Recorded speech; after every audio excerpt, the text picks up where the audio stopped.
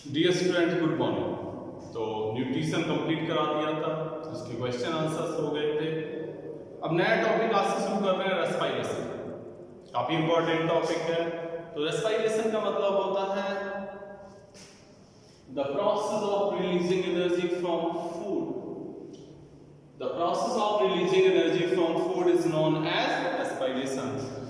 तो इसमें क्या होगा, बेसिक जो सबस्ट्रेट होगा ग्लूकोज का ऑक्सीडेशन होगा, फाइनली कार्बन डाइऑक्साइड बनेगी। तो रेस्पिरेशन, आपसे कोई कहे why the respiration is essential for life, तो respiration is essential for life because it provide energy for carrying out all the life process. सभी लाइफ प्रोसेस जो हैं उनके लिए को कैरी करने के लिए एनर्जी की रिक्वायरमेंट होती है, और ये एनर्जी किससे मिलती है? रेस्पिरेशन से मिलती है। That's why respiration is essential for life. इसके बाद बात करेंगे अबाउट द रेस्पिरेटरी सबस्ट्रेट्स की।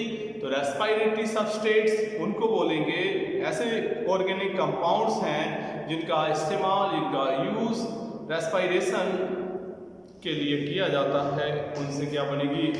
एनर्जी बनेगी।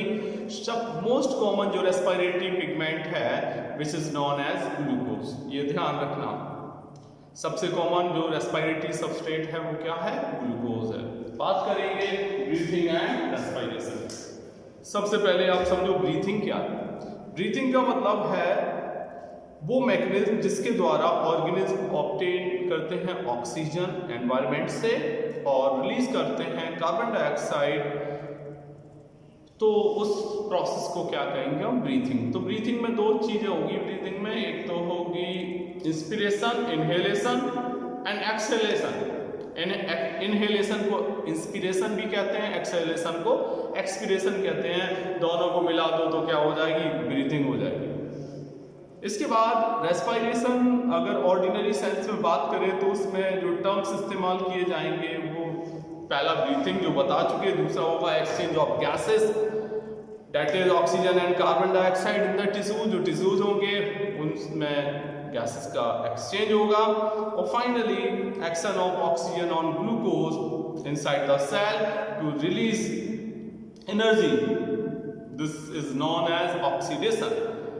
तो ये तो हो गई रेस्पिरेशन ब्रीथिंग से रिलेटेड बात। अब बात करेंगे about the types of respiration.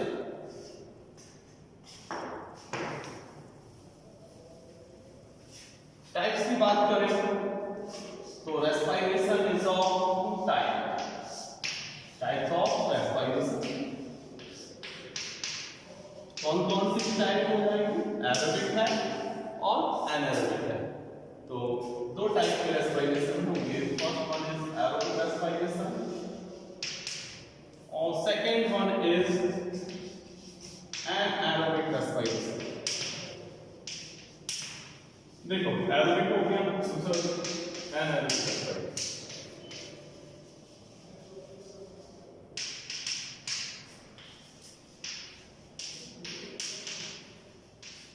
Aerobic respiration, anaerobic respiration. सबसे पहले बात करेंगे द एरोबिक रेस्पिरेशन।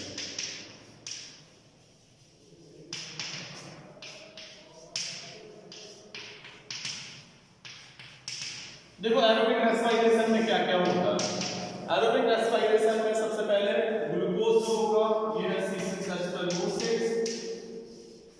ये ग्लाइकोलिसिस के थ्रू इस पे क्या होगा? इसका होगा ग्लाइकोलिसिस और अल्टीमेटली जो बनेगा, और ग्लाइकोलिसिस की प्रोसेस कहाँ होगी? In the cytoplasm and glucose is convert into the two molecules of pyruvic acid, 2CH3CO COH। ठीक है, ये तो बन गए पायरुविक एसिड के दो मॉलिक्यूल। अब ये जो ग्लाइकोलिसिस की प्रोसेस है ये दोनों ही टाइप के रेस्पिरेशन के लिए कैसी है? कॉमन है, चाहे वो एरोबिक हो चाहे एनारोबिक हो। अगर ये एनारोबिक होगा तो अगर लैक्टिक एसिड फर्मेंटेशन होगा तो ये चेंज हो जाएगा लैक्टिक एसिड कार्बन डाइऑक्साइड में। अगर एथिल अल्कोहल या अल्कोहलिक फर्मेंटेशन होगा तो ये चेंज हो जाएगा एथिल अल्कोहल में इन एब्सेंस ऑफ ऑक्सीजन, ध्यान रखना ऑक्सीजन की एब्सेंस में। यहाँ क्या दिखा रहे हैं, एक्चुअली एरोबिक रेस्पिरेशन है, तो ये क्लियर है कि ऑक्सीजन प्रेजेंस में हो रही है, ऑक्सीजन की प्रेजेंस में ही हो रहा है। तो ये यहाँ क्या होगा, यहाँ देखो माइटोकॉन्ड्रिया में ये रिएक्शन होगी। इसके बाद की जो रिएक्शन है अगर एरोबिक रेस्पिरेशन में, यहाँ क्या लिखेंगे, in presence of oxygen, in presence of O2, तो फाइनली क्या बन जाएगा 6CO2 प्लस 6H2O और plus 38 ATP will be formed। ये हो गया एरोबिक रेस्पिरेशन। समझ में आया एरोबिक रेस्पिरेशन? तो एरोबिक रेस्पिरेशन में हमने बताया कि सबसे पहले क्या होगा, ये जो ग्लूकोज है, ग्लूकोज का कन्वर्जन होगा इसमें पायरुविक एसिड के 2 मॉलिक्यूल में। फिर आगे फर्दर क्या होगा, माइटोकॉन्ड्रिया में in presence of oxygen this pyruvic acid will be convert into the carbon dioxide water along with 38 ATP। अब देखो anaerobic respiration, second one is anaerobic respiration.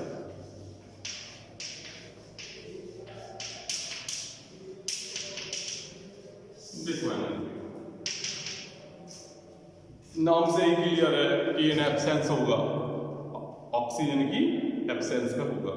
तो ये 2 तरीके से हो सकता है, या तो अल्कोहल फर्मेंटेशन होगा या लैक्टिक एसिड फर्मेंटेशन होगा। कितने टाइप का हो गया, एक तो होगा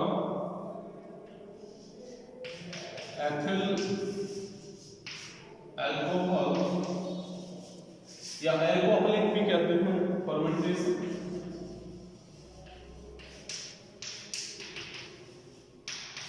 और दूसरा हो जाएगा लैक्टिक एसिड फर्मेंटेशन। हम इसको 1 by 1 देखेंगे। सबसे पहले हम बताएंगे अब होगा कौन सा फर्मेंटेशन बताएंगे, अल्कोहल फर्मेंटेशन। तो देखो इसको हम, अच्छा इसका स्क्रीनशॉट लेना हो जल्दी से स्क्रीनशॉट ले लो, ठीक है।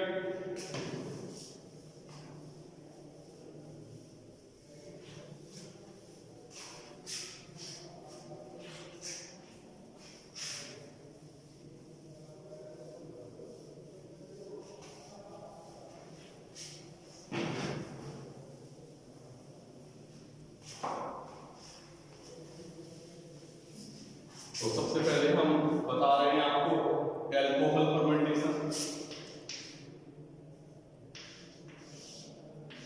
अल्कोहल फर्मेंटेशन आपने देखा होगा ईस्ट में ऐसा होता है।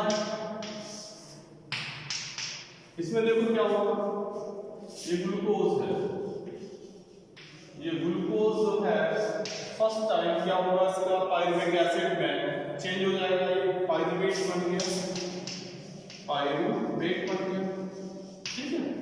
और ये किससे बना, ग्लाइकोलाइसिस से बना, ठीक है। ये किसमें बना, ग्लाइकोलाइसिस में। और ये आप जानते हैं कि ये प्रोसेस कहाँ होगी, इन साइटोप्लाज्म। ये प्रोसेस हमेशा होती है इन द साइटोप्लाज्म। पायरुवेट बना, पायरुवेट के को हम क्या कह सकते हैं, पायरुविक एसिड भी कहते हैं। और अगर ऑक्सीजन नहीं है, नो ऑक्सीजन, और ये किसमें होगा, इन ईस्ट सेल्स, ईस्ट में होगा, तो क्या होगा 2C2H5OH plus 2CO2 plus 2 ATP will be formed। कितनी ATP बनेगी, 2 ATP का फॉर्मेशन होगा इसमें।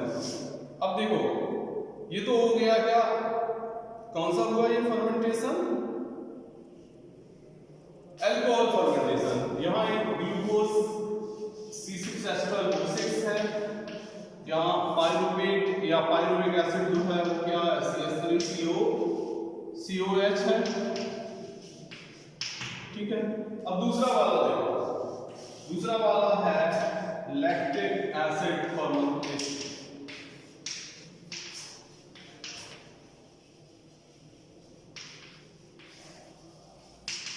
दूसरा तरीका होगा एनारोबिक रेस्पिरेशन का, वो होगा लैक्टिक एसिड फर्मेंटेशन। देखो क्या होता है लैक्टिक एसिड फर्मेंटेशन में।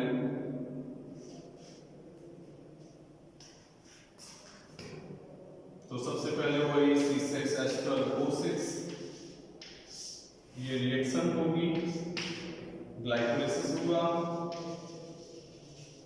और बन गया CH3COCOOH।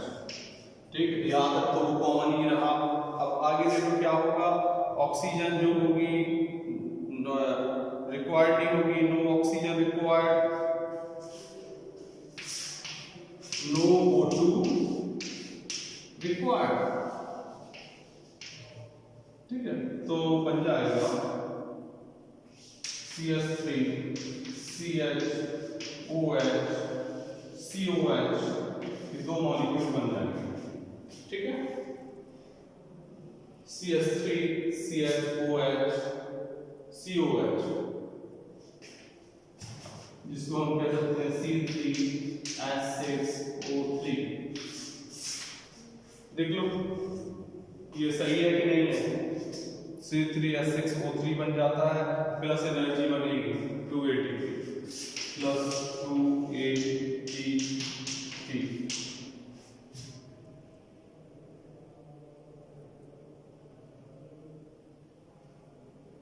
ठीक है, जो कार्बन ले लो, कार्बन 1 2 3 है, हाइड्रोजन ले लो 1 2 3 3 6 है, और ऑक्सीजन ले लो 1 2 3।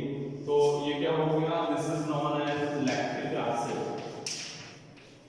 ये बन गया अल्टीमेटली क्या होना, लैक्टिक एसिड का फॉर्मेशन हो गया, जिसको कहेंगे हम लैक्टिक एसिड फर्मेंटेशन। आपने महसूस खुद किया हो कि जब हम ट्रैवल ज़्यादा करते हैं, मतलब बाई फुट पैदल चलते हैं, कोई मंदिर में या कहीं हिस्टोरिकल प्लेसेस पे ज़्यादा यात्रा करेंगे, 5-6-10 किलोमीटर चले, बाद में वापसी में क्या हालत होती है, चला नहीं जाता। मीन्स जो मसल्स हैं उनमें बहुत ज़्यादा फटीग हो जाती है। ये फटीग क्यों होती है, due to the deposition of lactic acid in the muscle cell. तो उस समय क्या होता है, एनर्जी की रिक्वायरमेंट ज़्यादा होती है, तो एरोबिक तो रेस्पिरेशन होता ही है, उसके साथ साथ एनारोबिक भी होता है। तो एनारोबिक जब होगा तो क्या होगा, मसल सेल्स में क्या जमा हो जाएगा, बनेगा क्या, लैक्टिक एसिड बना और वो डिपॉजिट हो जाता है, जिसकी वजह से क्रैम्प्स आ जाते हैं। तो कुछ घंटों में क्या होता है, ये डिसॉल्व हो जाता है और हम एज इट इज पहले जैसे हो जाते हैं। ठीक है, तो इसको हम कहेंगे लैक्टिक एसिड फर्मेंटेशन। तो आज बेटा हमने आपको क्या क्या बता दिया, रेस्पिरेशन क्या है, ब्रीथिंग एंड रेस्पिरेशन बता दिया, और बता दिया types of respiration, aerobic anaerobic. साथ ही साथ हमने आज आपको बता दिया about the types of anaerobic respiration में आपको alcoholic fermentation as well as lactic acid fermentation बता दिया। कल से हम शुरू करेंगे ह्यूमन रेस्पिरेटरी सिस्टम, कल का मतलब मंडे से। तो ठीक है, thank you so much, have a good day.